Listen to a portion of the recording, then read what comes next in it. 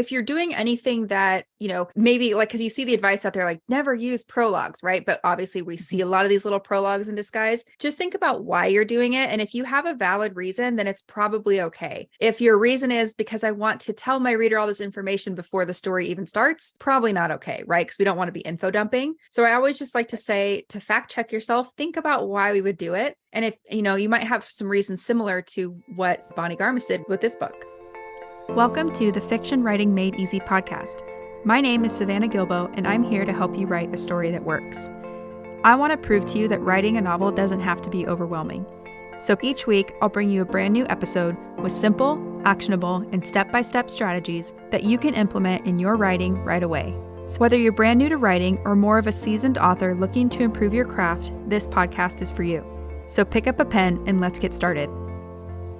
In today's episode, we're diving deep into the first chapter of Lessons in Chemistry by Bonnie Garmus. And I'm super excited to share this episode with you because the recording is from part of our last book club meeting where we dug into this whole story and talked about how and why it worked. If you're interested, you can get your hands on the full recording of this book club meeting at savannahgilbo.com/book-club. If you go to that page and scroll all the way down to the bottom, you'll find the recording of the Lessons in Chemistry book club meeting. Now, with that being said, I also want to introduce my special guest in this episode and the co-host of our book club, Abigail K. Abigail's a developmental editor and the host of an amazing podcast called Lit Match, where she helps writers find the best literary agent for their writing and publishing careers. I will link to her podcast in the show notes as well as where you can find Abigail around the internet if you want to get in touch with her. If you've been listening to this podcast for a while, then you already know the deal about these first chapter episodes, but just in case you're brand new here or in case you need a reminder, Abigail and I like to pick apart the opening chapters of stories to see how the author hooks our attention and pulls us into the story. And we like to analyze these opening chapters on both the macro and the micro level. So basically, we're asking, why does this chapter work? And then how does the scene or how do the scenes within that chapter work? So that's a very, very quick overview of what we're going to dig into today. You'll hear more explanation for everything once we get into the episode. So with that being said, let's go ahead and dive right into the conversation. I'll go ahead and just read this, and I'll just preface real quick. We're actually going to do a deep dive analysis of the second chapter, but we also want to talk about this first chapter and why it does some important things. So we'll explain why in a little bit, but here's a quick summary of it. In November of 1961, 30-year-old Elizabeth Zott rises before dawn every day feeling like her life is over. She packs lunch for her daughter, Madeline, otherwise known as Mad, and writes notes that she slips into the lunchbox. One of them reads, "It's not your imagination. Most people are awful." Although only 5 years old, Madeline is already an advanced reader. However, in a desire to fit in at school, Mad pretends to be illiterate like her peers. Every morning, she stealthily extracts these notes from her lunchbox and stores them away before leaving for school. Mad wants to fit in because she sees how her mother, who has never fit in, has suffered all of her life, not because she's ashamed of her mother. A depressed Elizabeth kisses Mad goodbye before leaving for the television studio to go film the popular cooking show Supper at 6, of which she is the star. Yep. So how many scenes do you see within the first chapter? Okay, so we have a poll, and so far everybody's saying we see one scene in the first chapter. Some people are seeing two. So our options are there 0 scenes, 1 scene, or 2 scenes? Just give it a second. Okay, I'm going to close it. So 65, we'll call it 60%. Okay, wait, we just got a 0 vote. All right, so I'm going to end it. So 8% of us, 1 person says 0. 7 people, 58% said 1, and 33% said 2 scenes. So how many scenes are here, Abigail? Okay, so I think that it depends on how you define scenes. But for me, I would not classify this opening chapter as a scene. And I'm going to explain why, but go ahead, Savannah, you're nodding. So yeah, so I was just going to say, I'm actually on team 0. I don't think there is a complete scene in this chapter, but we're going to tell you why we think this opening scene is effective, or this opening chapter is effective, but we want to hear from you. So what, as a writer, if we're writing something like this, where we're not really including a full scene, why would we have a chapter like this? So let us know in the chat. And also we want to talk about what big picture expectations this first chapter sets up for us, even if it's not a full scene. And I know it takes a second to type, so don't worry, we're not in a rush. And you can also let us know if you voted for a scene or 2 scenes, maybe why you voted for the scene or 2 scenes, and did it surprise you about our answer? Yeah. And we can maybe start digging into our key points, but I'm looking at Amber says this is a prologue. It makes you wonder how Matt is so smart and why her mom is depressed. So we call it a prologue in disguise because we agree. Yeah. So and I think that's one of the things that's really interesting is that you have this prologue in disguise. And I've talked about this with Savannah. I've talked about this with other book coaches and writers more and more. I am seeing this in particular in especially these upmarket books. This is happening all the time. And that makes me question because, it's not labeled as a prologue either. It's like the prologue in disguise. So what is going on? Why is this being such a captivating way of starting the story, hooking your readers and getting us to read more? And we have various reasons for that. But I think in the last at least 5 books that I've analyzed, I've had these incomplete scenes by the definition that I would use to study and,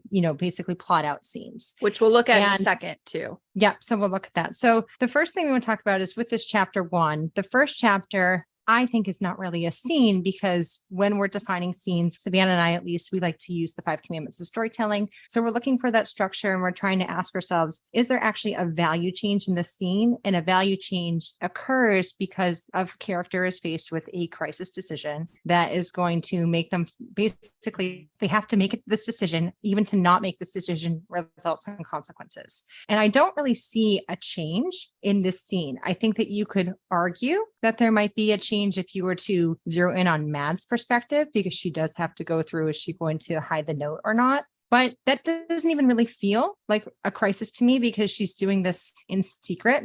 And also we have the POV that is alternating between with Zot, we are starting with her and then with Matt as well. So that's something that I want to be looking at. I do think that it gives us a taste of what we're going to look at in the future, and it establishes the narrative voice extremely well. So it's doing a few things here because it's grounding us in Elizabeth Zott as the character. And this is the key here. It makes me question, not only are we depressed, but we're permanently depressed. So that's a defining factor. But what's so interesting about Elizabeth Zott is she's like, I'm permanently depressed, but this is just the way it is. So it's unlike the opening of something, say, The Midnight Library with You Have Nora Seed. And she's extremely depressed in her first chapter, but she doesn't want to be depressed. And her next action is to do something about that. Where Elizabeth Zott seems to have no plan or even desire at this moment to change her circumstances because she's very practical, she's very logical, and her life is what it is because she needs it to be that way in order to sustain, a good livelihood for her daughter. That's why she's made the decision that she's in. So you do start to have that question of why is she permanently depressed? And that made me as a reader curious to learn more about her character. At the same time, the point of this chapter is setting up the tone and the voice, and it's creating the central question of the story. So that central question, Savannah and I have gone back and forth with, in my opinion, and in Savannah's opinion, is what is going to make Elizabeth Zott break?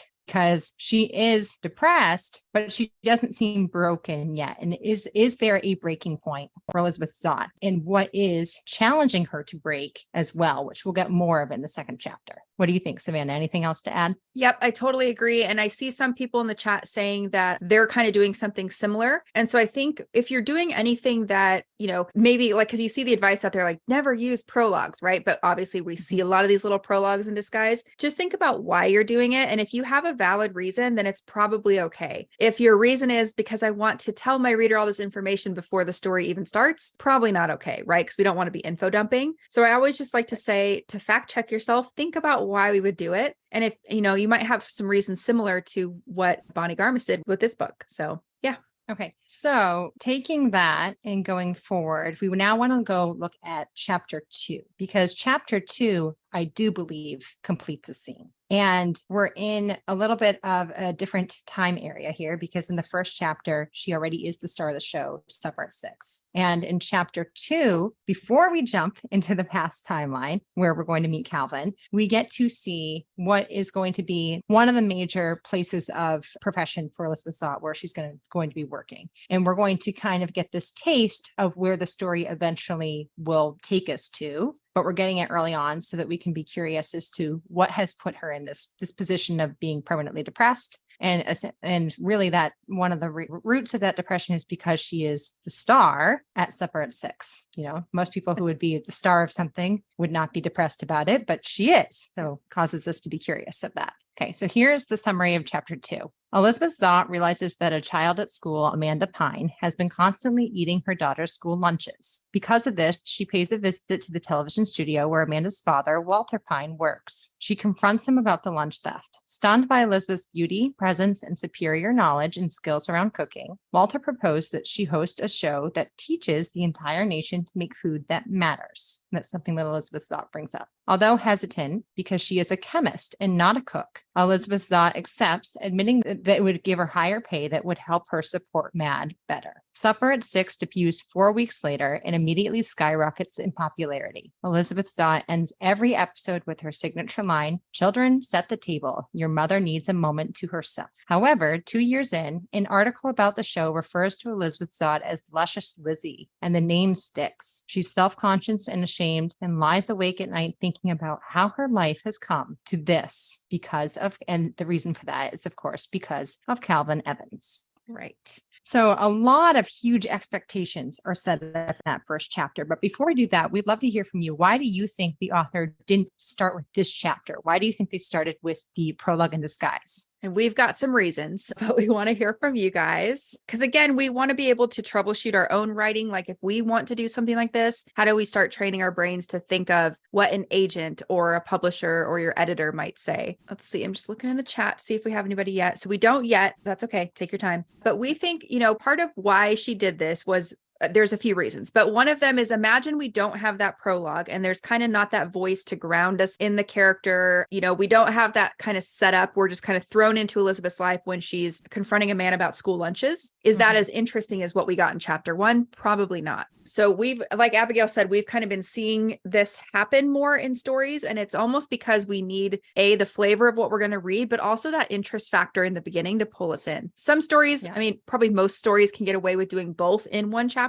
But sometimes you just can't because your story needs to start at one place, but maybe it's not the most interesting scene ever for your opening. What I think is really interesting too is we mentioned this with the prologue in disguise. It really does stir up this question that is the main question of the story, what we're going to be following. Yeah. So the second chapter reinforces how we get to that main question, but we're more zeroed in the actual action itself. So we are dealing with a question: will she or will she not take the job of the show, which we'll talk about in a little bit. But ultimately, the big picture question, the expectations that we can expect going forward into the story are established fairly, I guess I would say extraordinarily well in that prologue in disguise, because we are seeing the taste for what the tone is of the story. We are understanding who this character is and getting into her mindset, but questioning why she has made the decisions that she has. And we're also seeing that one of the most interesting things to me about the prologue in disguise is when Elizabeth Zott writes these letters to her daughter that are encouraging her to do exactly what Elizabeth Zott,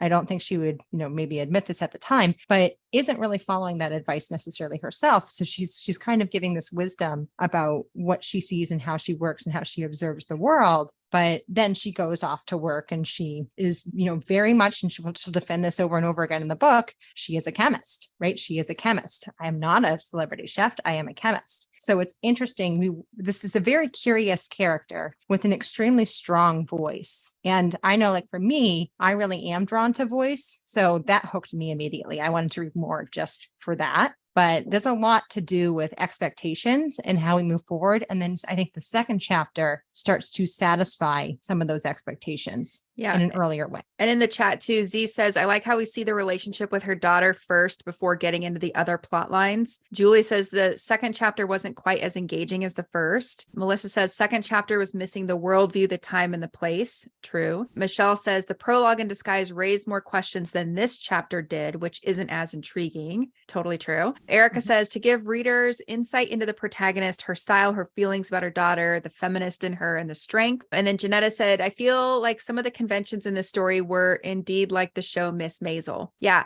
I love that show. So we can talk about that later too. Amber says the first chapter establishes a humorous tone. If she starts complaining about work, it's not as interesting. That's true because you could take it wrong, right? Also, knowing she has a daughter humanizes her and makes you understand why or how you could feel badly for a TV star. Yep. And then Brooke says, because it hooks you right away, it gives you insight and keeps you curious before starting the story. Also feels similar to a TV episode formula. Yeah, which is really cool, right? Because some of these things, like the point of view techniques we're going to talk about later, this prologue in disguise, whether you liked them or you didn't, it's kind of like the execution's pretty smart because if you feel like you're watching a TV show and she's a TV star, pretty cool, right? Now we'll go ahead. We'll move into the structure of the second chapter. So as I mentioned just a little bit ago, Savannah and I, when we're looking at structure, we love to use the 5 commandments of storytelling. We think that these are 5 elements of fiction that happen in a scene and can confirm how a value change has happened. So StoryGrid uses these. Robert McKee uses these. They're really, I think, the more time you spend with them, they're easy to grasp, and the more that you use them, you can spot when they do or do not exist. And the most important commandments for me that I'm looking at are, where's the turning point and how is it creating the crisis? Because ultimately that is what determines if there is a change, if there is a value shift, because it's forcing the character, the main character at hand, to have agency. And all the commandments are important, but that's really what I see as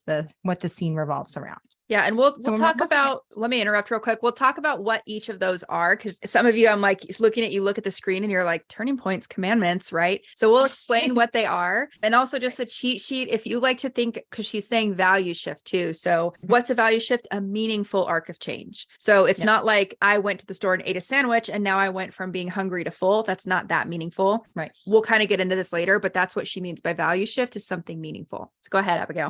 Yeah. And also when I'm saying, because all stories are about change and scenes needs to be about change as well. The way that I determine if a change is meaningful is my question of, does it develop the character? Does it advance the plot? Because ultimately we want to see how scenes in a story are causing a cause and effect trajectory of change. And if they're not moving the plot forward in a way that is that cause and effect, and if the plot's not moving forward, the character is definitely not being developed, then there's going to be a stall in the story. And it's usually something that, as when you're editing your own, just going back to the troubleshooting as a writer, when you're editing your own work, if you can't defend a change in a sense of movement in the story because of the scene, usually you have to question, does the scene need revisions or does the scene need to be taken out?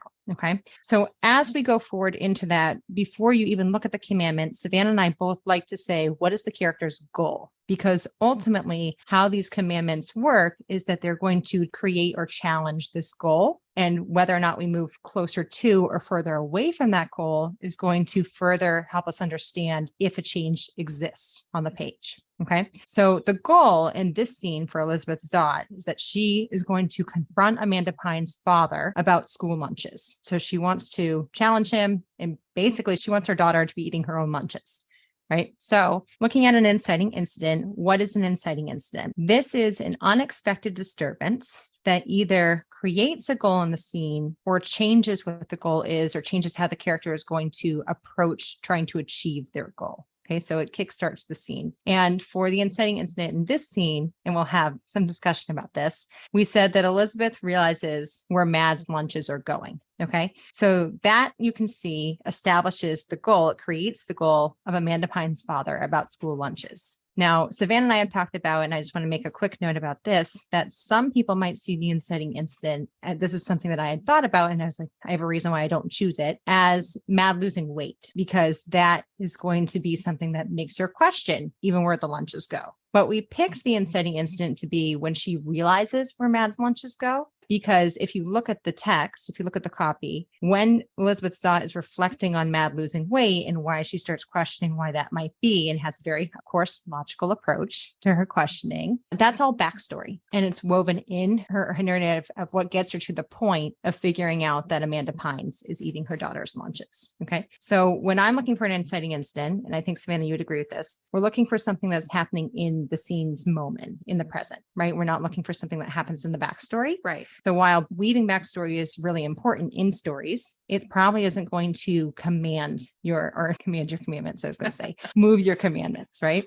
Next, we look for the turning point. So between the inciting incident and the turning point, there's a series of what people can sometimes call progressive complications, or you can just think of them as mini conflicts. Okay, because conflict is going to force us to change, to move forward. At the peak of those conflicts, those progressive complications, there's something called a turning point. And this is an action or a revelation that forces a character into a crisis decision. So that's why I really see them as interseparable. You can't separate them, because I think that the turning point causes the crisis, where other conflicts you can kind of pass over and not suffer the consequences that you would with a crisis. But in a turning point, it's going to cause a crisis that even to ignore it ends in either positive or negative consequences. Okay. So I'm just going to pull up crisis and then explain them both here. A crisis is a best bad choice or an irreconcilable goods decision with the inverse of a best bad choice. So basically, two equally weighted options that a character must make a decision between, and they're either going to result in positive or negative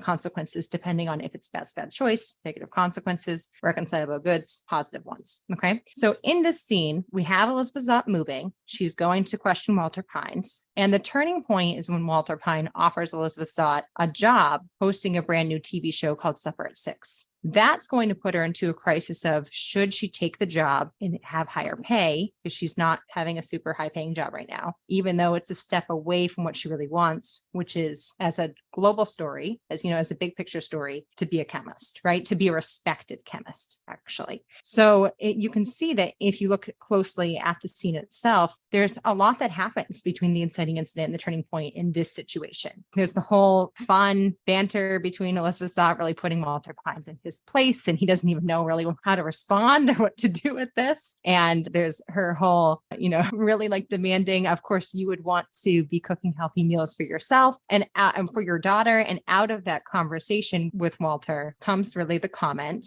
shouldn't all people know how to make nutritious meals, good meals for their family? That triggers this idea in Walter Pines and causes the question of, would you want to be this TV show host? Okay. Now it's a crisis because, again, it's going to be pulling her away from what she actually wants in life. And the climax is when we see the character take action on their decision. So it's pretty quick, actually. It's not going to be a lengthy climax. It's not a whole section itself. It's just the immediate action that someone takes on the crisis. So in this case, Elizabeth Zott reluctantly accepts the job. Okay. And the resolution is everything that happens after a climax. The aftermath, it really grounds us in what has changed, where's the character now internally, and where are we with the movement of the plot as we go forward. The way of saying resolution might be denouement. So it's basically what has happened after the climax and how is that moving us forward into the story, that cause and effect trajectory now at work. Anything to add? We have some questions. So Kate says the turning point seems to happen off stage. We don't see him offering her the job. It's implied that it comes next. So can you talk about that a little more? So I think that when you look at that, we are looking at this scene and how it works is not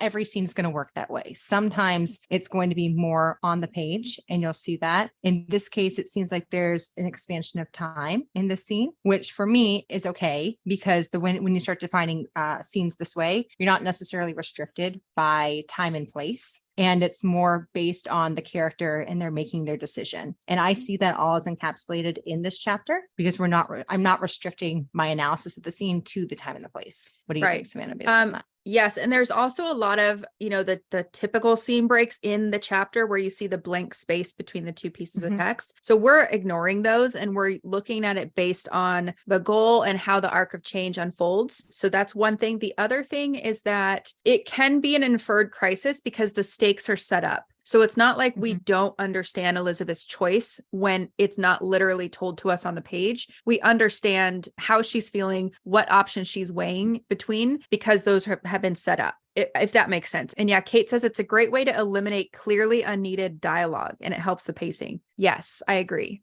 Okay, take it away, Abigail. Okay. So once we have seen these commandments happen, then we can ask ourselves, what has changed in the scene? Okay. In this case, we say Elizabeth Zott does what's necessary to provide for Mad, even though it's a step away from what she wants. So we have a positive to a negative. She goes from respect and recognition for being a chemist to further away from that. Right. But I think that ultimately what's interesting is that how much respect and recognition for being a chemist does she really have in this moment? And that really is also, again, setting up expectations for what is the main value shift that we're dealing with on a big picture level, and how can scenes speak to that, constantly always influence that, even if it's not necessarily the priority in the scene itself. It is the priority in this scene, But on a scene level, like for instance, when we have love subplot scenes with Calvin, a love value shift might take precedence, but we should always be able to defend why that change in that scene also influences big picture. Okay. Which is really interesting because the last line of this chapter is about how did I get here? Calvin Evans.